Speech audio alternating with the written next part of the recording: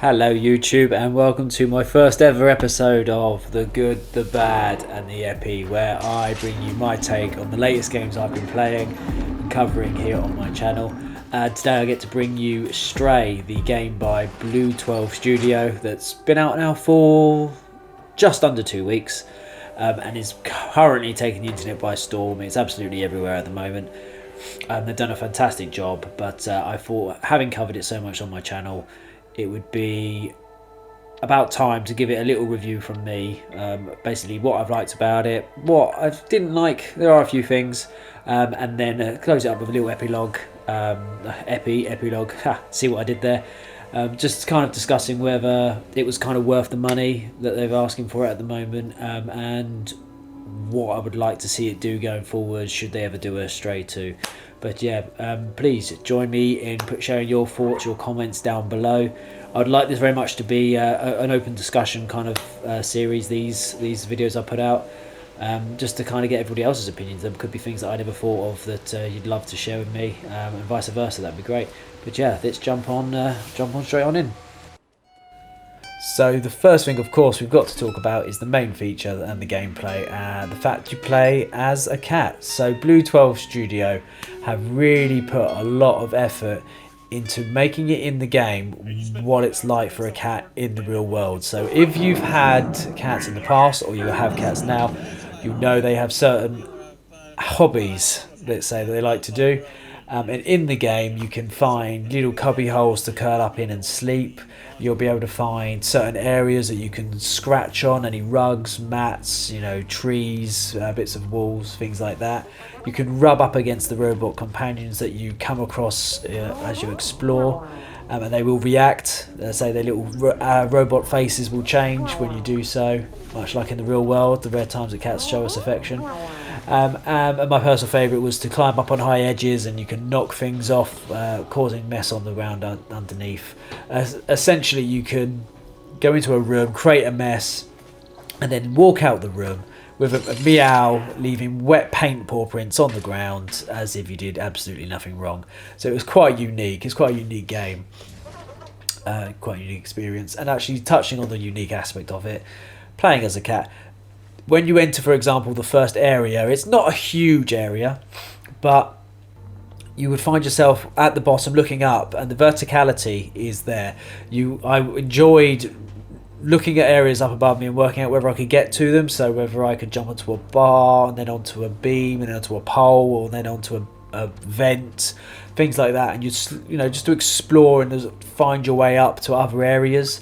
There's lots of little nooks and crannies to explore especially in the first area, as you go around. And of course you'd find yourself actually being able to go under vents or through in between bars, things like that, which took a little moment for me to get used to, because it's so used to playing as a human or something like that you obviously can't do those kind of things. So it's quite refreshing to have what I'm used to challenged, and it gave them a good opportunity to kind of, where they did put things in, just to be a bit more creative, which was really, really good. And you may notice a bit of a theme actually with my talk about this. What Blue 12 Studios, what they have put in has been really, really good.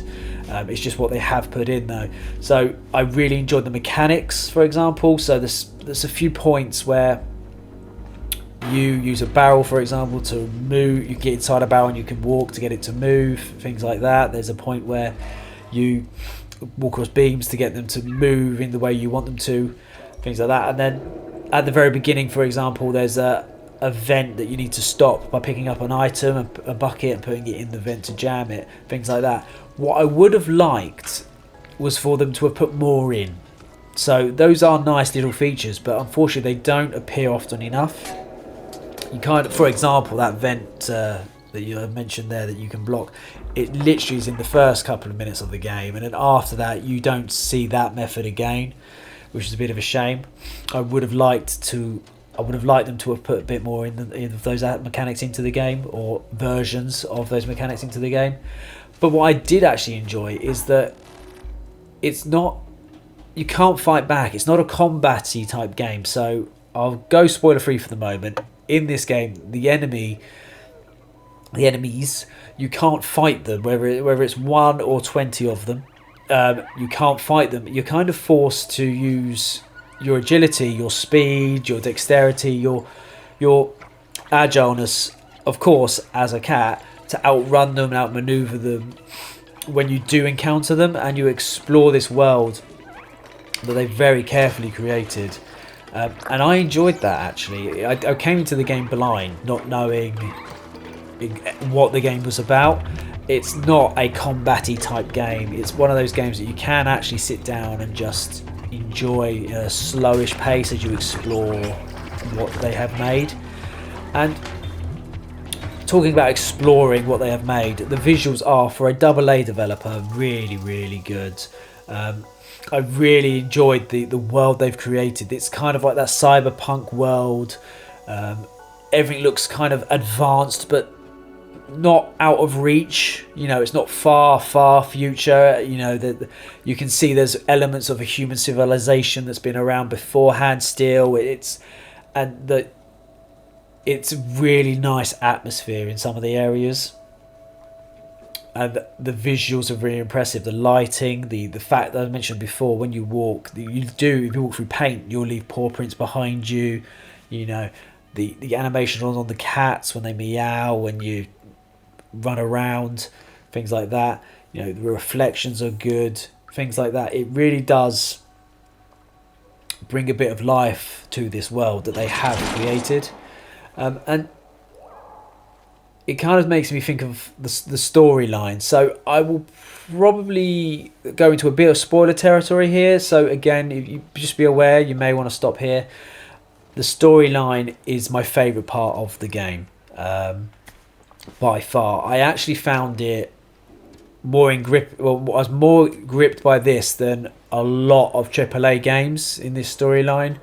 So essentially, you are obviously, we mentioned before, a cat that finds itself down in what essentially is like an underground bunker, and that's been taken over by this, like a fungus or organic material that's evolved over time and gone rogue, and it's eating everything around. And the humans have long gone. They left a long time ago, and instead there's these robots that have kind of taken humans' place, and they're still learning over the years since the humans have gone. They're learning almost how to be like humans themselves through what we've left behind. And it's a really good storyline. There's a really good plot that they've made there, and you very early on meet a robot companion called B12. He or she, and they're fantastic. They help you to understand the world a little bit more. They can translate things off the walls for you. They can talk. They translate the robot's language so you can talk to them a little bit more. And as you journey on and you translate more off of walls and off of signs, and you help B12 get their memories back themselves, it gives you more of a story of what's going on in the world. It's a good way of carrying you along with it, because of course you don't know anything either. So as B12 learns, so do you almost. And it was a really nice journey. And in fact, it is a sad story. And at the end, it actually is sad. If you've seen my stream at the end, I was a bit emotional, I won't lie. It did pull on the heartstrings as you get to the end part. But yeah, it's a fantastic journey. It's a very exploratory journey game, and as you learn more into it, I found myself wanting to know more and more and more and more about this world that they've very carefully crafted and created. You can see they've put so much effort into it, or where they've put 100% effort into it, and that's where I personally would have liked a little bit more content. So I got it free on the PlayStation Membership Plus system, but it's currently $30 in the US last I checked, £25 here in the UK. And other than the first area, which is a bit open, as I said before, it doesn't really expand beyond that point. I would have loved for the mid area, Ant Village, to open up a little bit. Essentially that is just like an uphill climb. You start at the bottom and you run up to the top, and once you're at the top, you're into the final chapter, which is Midtown. So I would have liked, or Midtown, I would have liked either Ant Village or Midtown to have a bit more to it. Even if it's a little bit more like the slums, the first section, where there's a little bit more collectibles to find, or a kind of a side, even just a side quest or two. I would have liked it to have a bit more flesh to the bones. In a way, it's a compliment, because they've made such an intriguing storyline that I want to know more. And I would have loved for them to have gone further into it in this game. I would love to have known where the humans have gone. You know, are they still alive at all anywhere? What happened? Why have they all gone? If they have all gone, what's the outside world now like? You know, is it habitable again? How did these robots come into existence? You know, did humans make them to live inside them, and things like that? The enemies in the game are called Zorgs. It's like essentially it kind of relates to real life. I get the impression that they were created to dispose of our garbage as a species. You know, we make a lot of garbage or rubbish, and they've evolved into eating metal and things like that. And that's where the problem for the robots comes in. They're starting to be targeted themselves, and they're having to hide from these Zorg little creatures. And these Zorg creatures are in the sewers underneath, and the sewer level in particular, you know, that gets a bit creepy. You know, I'd like to know more. I'd just like to know how they evolved more, who made those, where will it go next. And I kind of like, if they did ever make a Stray 2, I actually would like it to play in the same period. I'd like a Stray 2 to be Stray 1, but with more explained. There's a lot left over that's not explained, that if they are to make a Stray 2 and they carry it on from where they left Stray 1 off, I'm trying to avoid spoilers as much as possible, it leaves a lot unanswered in Stray 1 in a way. But yeah, I would say if it wasn't free on the PlayStation Store, and I paid $30 or £25, I would be feeling a little bit like I would have wanted a bit more for my money. Essentially, I mean, there's even a trophy which you complete the game within 2 hours. I did a speed run of it in an hour and a half. You know, so you're paying $30 for a game you can get through in an hour and a half. You know, you may see where I'm heading with it. It great potential. I just wish they had a little bit more storyline in there, a bit more flesh to the bones. It's fantastic though. I'm very much looking forward to, well, hopefully, if they make a Stray 2, where it will go, what will happen. Yeah, it's definitely got something to it. And that's pleasant. That's a nice surprise, because, you know, no one really knew whether with these AA games, you don't know whether they're going to be a hit or a miss. And yeah, this is absolutely a hit. You know, I would say personally, if you've got the PlayStation Plus membership, absolutely play it. You'll enjoy it. You know, I absolutely recommend it. If you don't, and you'd have to pay for it, £20. You know, I'm trying to work out the equivalent in dollars for you. You know, just $25. You know, just a little bit less, I would say personally.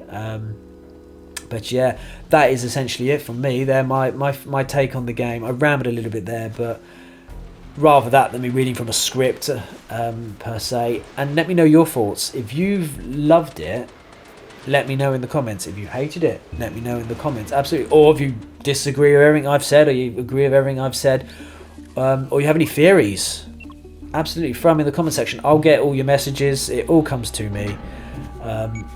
I see every single message. It doesn't matter if you put a comment up today or 5 days from now. But yeah, absolutely let me know what you think of the game, what you think of this type of video, anything. You know, I'm happy to talk. I've got thick skin. You know, I don't take things to heart, which you have to in this day and age. But yeah, no, thank you all. I hope you've enjoyed this video anyway. Thank you. Bye bye.